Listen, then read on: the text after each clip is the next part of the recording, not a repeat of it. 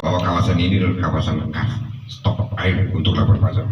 Nah, kemarin ada informasi dari Doni Pereira, salah satu pegiat LSM, bahwa beberapa mata air itu sudah mulai berkurang, bahkan tidak ada sama sekali. Belasan bahkan puluhan mata air di Labuan Bajo sudah mulai mengering. Satu. Kedua, saya mau tanya kepada Pak Tony sama Pak Aziz. Sementara itu di kawasan lain di Labuan Bajo ini ada lahan yang bukan hutan. Nah, kalau saya melihat itu di kawasan Menjaga, itu kawasan yang tumbuh rumput. Ya, apakah ada kemungkinan untuk mengalihkan lahan untuk dipol itu di kawasan sana untuk menghindari bahwa tidak menjadi problem di kawasan sumber mata air? Saya mau mendengar pendapat dari Pak Tony itu. Baik, terima kasih Pak John. Terkait dengan pertanyaan itu, mungkin yang pertama saya lihat dari sisi pelanggaran hukumnya dulu. Mungkin bahwa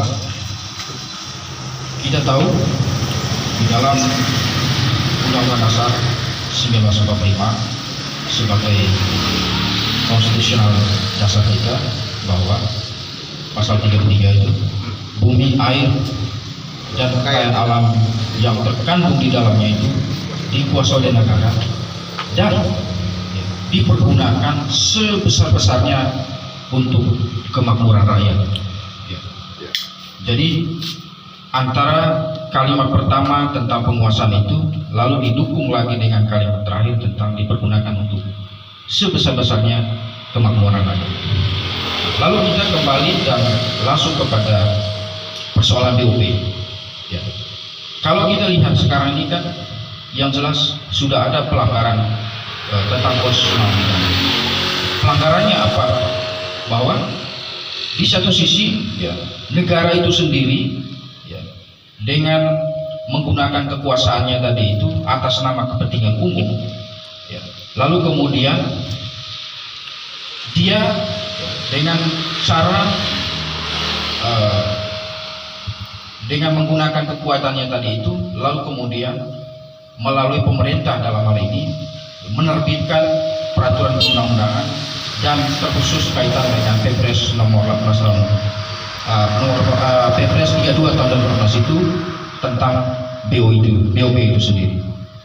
Maka tentang itu ya, kalau kita melihat di sana jelas Perpres itu sendiri sudah melanggar ketentuan undang-undang yang lebih tinggi, yaitu Undang-Undang Dasar itu sendiri.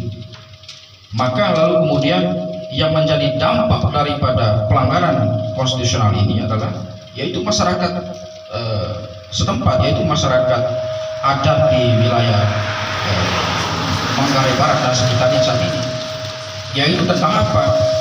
Ya, di samping hak-hak kepemilikan tanah secara ulayat ya dicapok sepihak oleh pemerintah dalam hal ini BOP ya.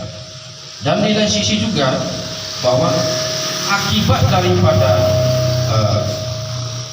kekuasaan yang diambil oleh negara itu sendiri, sehingga ya, secara langsung dampak yang dialami oleh masyarakat itu sendiri adalah seperti yang disampaikan oleh beberapa teman kita aktivis lingkungan itu, di beberapa titik di sekitaran tersebar di wilayah lahan fosil, hutan fosil itu tersebar ada berapa titik mata air ya, yang sampai saat ini itu sangat memprihatinkan ya, dalam artian bahwa kalau seandainya misalnya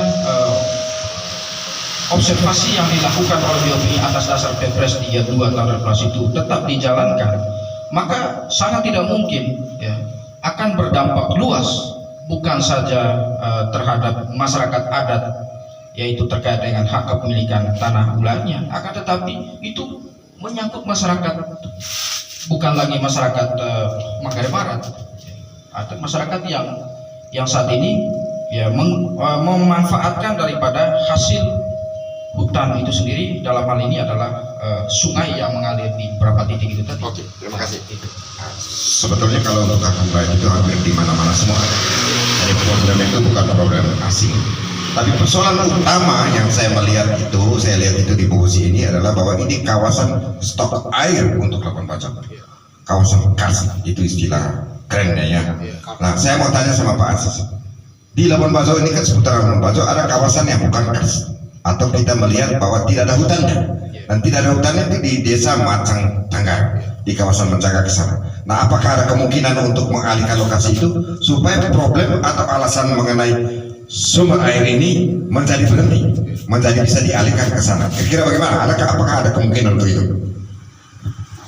Begini, sebelum masuk pada ini kan beda advokasi aktivis ya sama kita sebagai orang hukum. Saya mau lihat basic dari hak kepemilikan. Saya mau katakan bahwa ada 3 kategori hak atas tanah negeri ini. Ada 3 kategori. Yang pertama adalah tanah di Indonesia ini ada 3 kepemilikan. Yang pertama adalah hak tanah negara. Yang kedua adalah tanah milik orang per orang. Yang ketiga adalah tanah adat. Tanah ulayat itu ya. Tanah ulayat itu. Maka pertanyaan kemudian, apakah Bogosi itu masuk dalam kategori tanah negara apa tanah adat? Itu basic. Sehingga kemudian dalam PP 32 itu dimasukkan menjadi tanah negara. Yang saya tahu itu.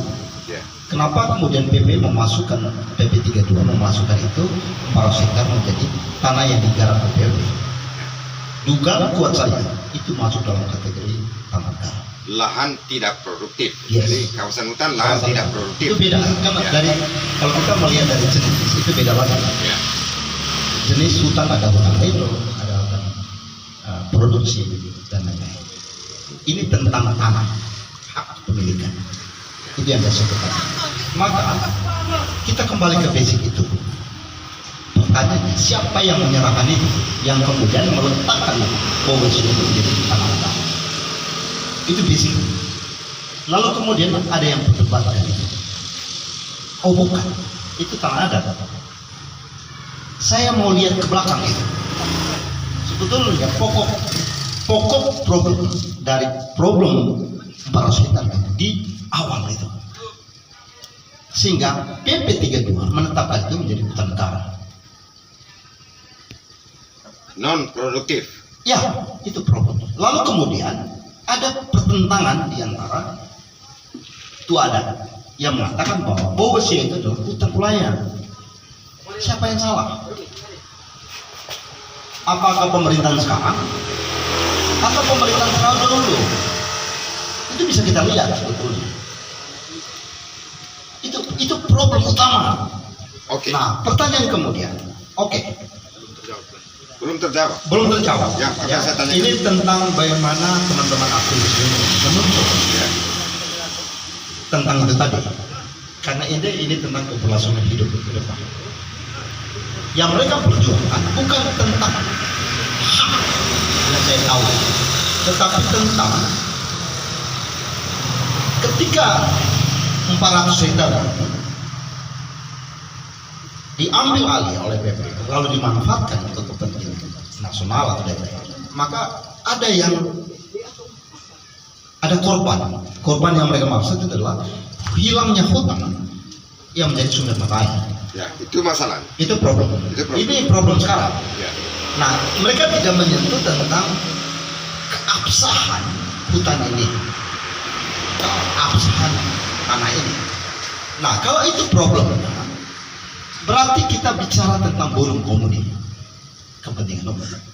Terlepas dari apa jenis, siapa punya milik tanah ini, tetapi yang dibicarakan adalah tentang keberlangsungan hidup ke depan. Ya. Kalau kita bicara itu, berarti kita lepas ini tentang siapa punya milik. Nah, kalau itu yang dimaksud Pak John, maka pilihan hukum yang paling strategis supaya kita tidak menjadi polemik di hukum, maka pilihan paling strategis untuk menggugat PP 32 lakukan gugatan kelas aksi. gugatan masyarakat untuk mengembalikan posisi hak. Karena basicnya dulu dihapus. Siapa punya hak sudah. Baru itu clean and clear. Oke, saya mau katakan. Oke, itu dari segi hak nelayan. Sekarang sudah terjadi seperti ini. Ibarat masih sudah menjadi bubur. Sekarang bagaimana supaya itu dijernihkan kembali. Nah, saya mau katakan saja. Salah satu cara yang paling tepat adalah hentikan pengelolaan oleh BPO di kawasan itu. Dialihkan ke tempat lain yang tidak ada kars. Ya, tapi dengan catatan bahwa perjuangannya betul-betul untuk bonong-bonong. Ya, oke. Berarti kawasan yang saya lihat itu berdasarkan pengamatan saya itu di desa Masang Tagar. Dari di kawasan menuju Menjaga